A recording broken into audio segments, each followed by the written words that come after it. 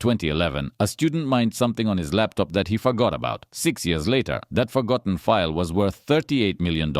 But this is not a success story. It's a story about why most people lost everything. From $50 to millions. The financial reality behind sudden crypto wealth. In the early 2010s, a new financial phenomenon quietly emerged. Ordinary people, without access to banks, hedge funds, or venture capital, began accumulating large amounts of wealth through a system that did not yet fully exist as a market. Cryptocurrency was not born as an investment vehicle. It was born as software. Bitcoin appeared in 2009 in response to the global financial crisis.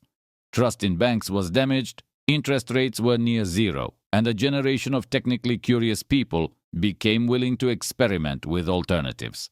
Bitcoin introduced two economically important properties: a fixed supply of 21 million units and a decentralized network that required no permission to participate.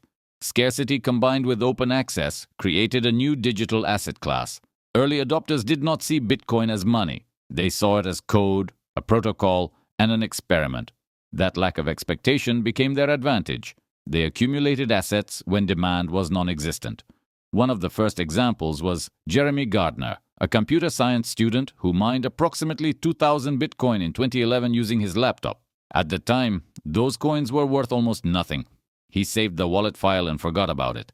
In 2017, when Bitcoin reached nearly $19,000, his forgotten experiment was worth close to $38 million. Another famous case is Laszlo Hanyecz, who paid 10,000 Bitcoin for 2 pizzas in 2010. At the time, Bitcoin had no established market value. His transaction was not irrational. He used Bitcoin as a medium of exchange before it became a speculative asset. A German university student bought Bitcoin worth $300 in 2012 and stored it offline. He ignored all price movements for 10 years. By 2022, his holdings exceeded $4 million. His success was not the result of forecasting or strategy. It was the result of time and inaction. These stories reveal a pattern. Sudden crypto wealth did not emerge from skill, but from early exposure, low emotional involvement, and long time horizons. Most people avoided these early opportunities because humans are psychologically wired to avoid being wrong more than to pursue being right. New technologies appear risky, useless, and socially unsupported. People enter markets when prices have already risen because risk feels low only after social validation exists. This behavioral pattern, known as herd behavior, is responsible for most financial bubbles. When wealth arrives suddenly, it rarely produces happiness.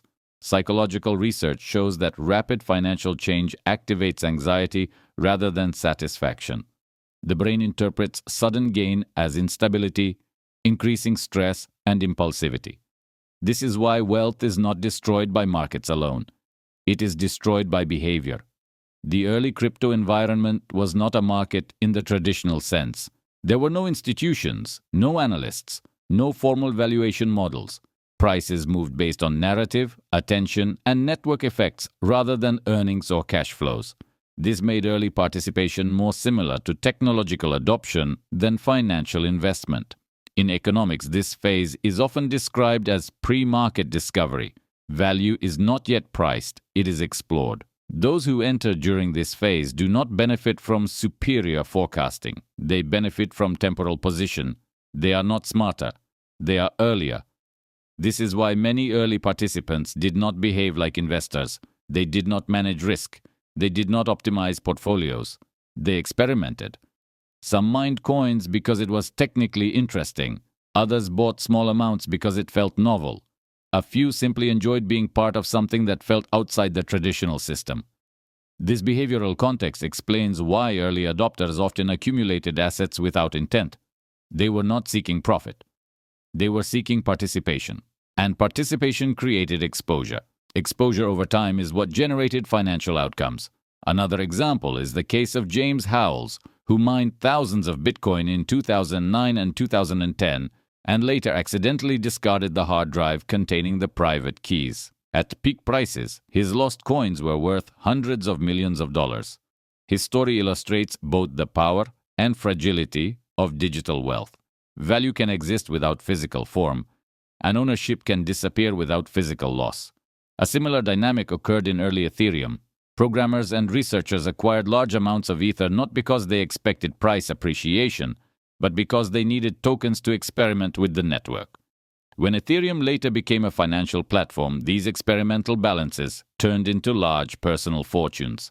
These stories demonstrate that technological innovation often creates wealth as a side effect rather than a goal. Wealth appears not as a reward for effort, but as a consequence of timing, access, and participation.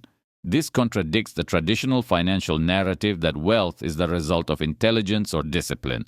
In early-stage systems, wealth is primarily the result of exposure and time. Understanding this is important because it explains why these opportunities cannot be reliably repeated. Once a system becomes widely known, its early-stage advantage disappears. Participation becomes competitive, prices incorporate expectations, and risk becomes visible. The psychological error many people make is assuming that what happened once will happen again in the same way. They treat a historical anomaly as a permanent opportunity. In reality, the early crypto wealth creation phase was a singular event produced by a unique combination of technological novelty, economic distrust, and social experimentation. It was not a pattern, it was a moment, and moments do not repeat. After wealth appears, the nature of the financial problem changes completely. Before wealth, the primary challenge is scarcity. After wealth, the primary challenge becomes stability. Sudden financial gain does not automatically produce financial competence. It produces emotional pressure. Research on lottery winners and sudden inheritances shows similar psychological effects. Many recipients experience increased anxiety rather than happiness. Sudden change in status, expectations, and perceived risk activates stress responses that affect decision-making. A well-known crypto trader documented how he turned $3 million into $33 million using leverage during a market rally. His success was celebrated online. During the first major correction, his leveraged positions were liquidated, and he lost almost everything. This was not market injustice, but recency bias, the assumption that recent success will continue. Another investor sold a large crypto position near a market peak and reinvested the full amount without reserving funds for taxes. When the tax bill arrived, the market had declined and he was forced to sell at a loss. His wealth was not destroyed by price movement, but by liquidity mismatch.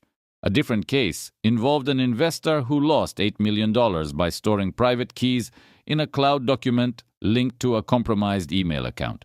There was no hack. Access alone was sufficient. In digital finance, control of access is ownership. These failures share a common structure. They are not technical failures. They are behavioral and structural failures. Individuals who preserve wealth behave differently.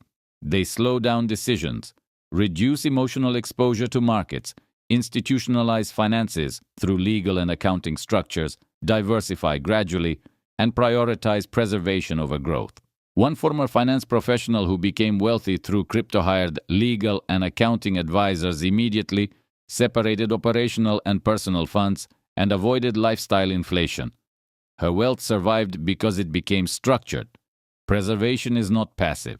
It is an active reduction of unnecessary risk. Wealth disappears when people assume early success will continue automatically.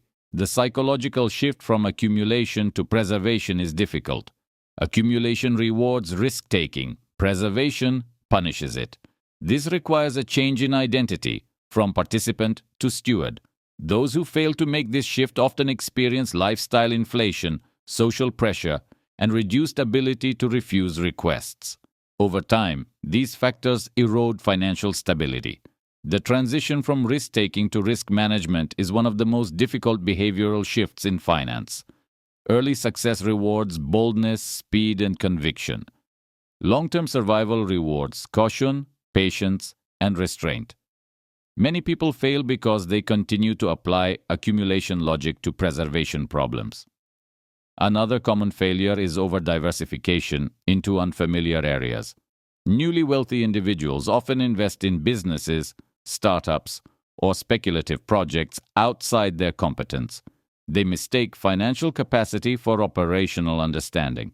This leads to losses that are not market-related but managerial. There are also social risks. Wealth changes the structure of relationships. Requests increase. Expectations rise. The ability to say no becomes psychologically expensive. Without boundaries, capital is slowly transferred away through generosity, obligation, and emotional decisions. Legal and regulatory risks also increase with wealth. Larger portfolios attract greater scrutiny, more complex tax obligations, and higher legal exposure. What was negligible when assets were small becomes critical when assets grow. Many financial losses are caused not by price movement, but by administrative failure. Finally, time horizon matters. Individuals who preserve wealth think in decades, not months. They design systems that can survive mistakes, market cycles, and personal changes. They assume that unexpected events will occur and prepare for them. This long-term perspective transforms wealth from a volatile resource into a stable foundation. It reduces dependency on any single market, asset, or strategy. It also reduces emotional attachment to short-term outcomes. Preservation is therefore not the absence of action, but the presence of structure. It is not about avoiding risk entirely, but about choosing which risks are worth taking and which are unnecessary. Without this shift, wealth remains fragile. With it, wealth becomes resilient. When wealth survives the first emotional and structural phase, it enters a third stage: integration. This is the stage where money stops being the main story and becomes a background condition of life. Research in behavioral economics shows that once basic financial security is achieved, additional wealth produces diminishing psychological returns. This phenomenon is known as the diminishing marginal utility of income. After a certain point, more money does not create more satisfaction. It only changes the scale of problems. People who remain stable long-term tend to redefine success. They stop measuring it in growth and start measuring it in reliability. Stability replaces excitement. Predictability replaces intensity. One early Bitcoin miner in Canada accumulated several thousand coins before 2012.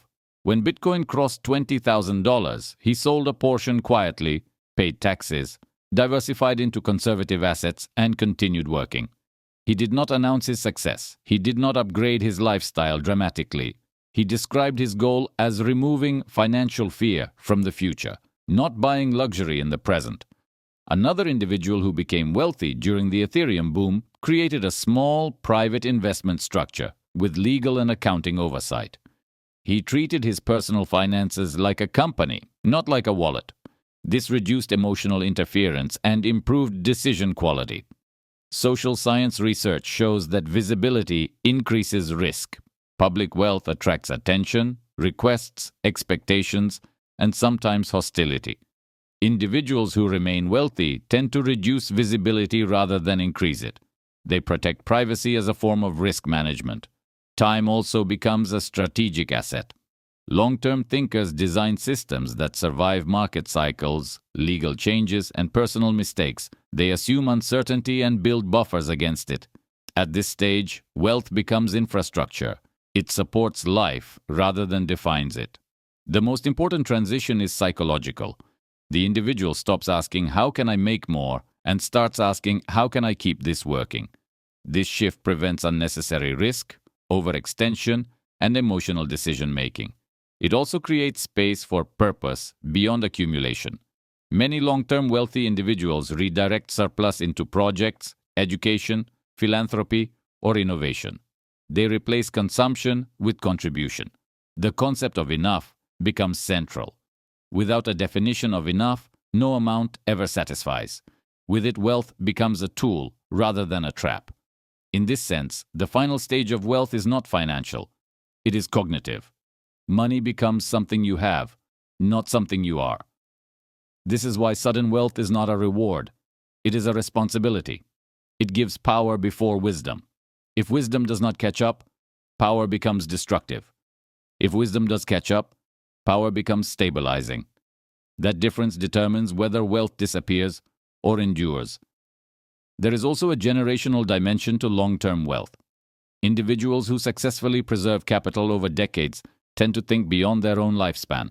They structure assets in ways that reduce friction for heirs and prevent sudden transfer shocks. Trusts, foundations, and clear legal frameworks reduce the probability that wealth will be misused or rapidly dissipated. Historical data on inherited wealth shows that most large fortunes disappear within 3 generations. This is not because descendants are irresponsible, but because complexity increases faster than competence. Families that maintain wealth invest as much in education and governance as they do in assets. Another long-term factor is adaptability. Markets change, technologies evolve, and legal environments shift. Wealth that is rigid becomes vulnerable. Wealth that is flexible becomes resilient. This is why long-term stability requires periodic reevaluation, not constant activity. People who remain wealthy over time develop a portfolio not only of assets, but of capabilities. They maintain relationships with professionals, monitor regulatory changes, and remain intellectually engaged with the systems that affect their capital. This engagement is not obsessive, it is structured. They do not watch prices every day, but they review systems regularly. They do not chase trends, but they evaluate risks. Over time, this creates a quiet compounding effect, not only in financial returns, but in institutional strength. Wealth becomes less about returns and more about continuity. At that point, financial decisions resemble engineering more than gambling. They are about reliability, redundancy, and failure tolerance. The goal is no longer to maximize upside, but to minimize the probability of ruin. This mindset is the opposite of the mindset that created the wealth initially. Creation requires boldness. Preservation requires humility. Very few people manage to transition between these 2 modes successfully. Those who do are not necessarily smarter. They are more self-aware. They understand that the most dangerous asset they manage is not money, it is themselves. That awareness is what ultimately determines whether wealth becomes a temporary event or a permanent condition. Finally, long-term wealth often becomes a platform rather than a possession. It allows individuals to choose work based on interest rather than necessity, to support projects based on value rather than return, and to shape time according to priorities rather than pressure. This shift from obligation to choice is the true psychological dividend of financial stability. The story that began with $50 ends here, not with a number, but with a condition: freedom from financial fear, not freedom from effort. That is the difference between being rich and being wealthy.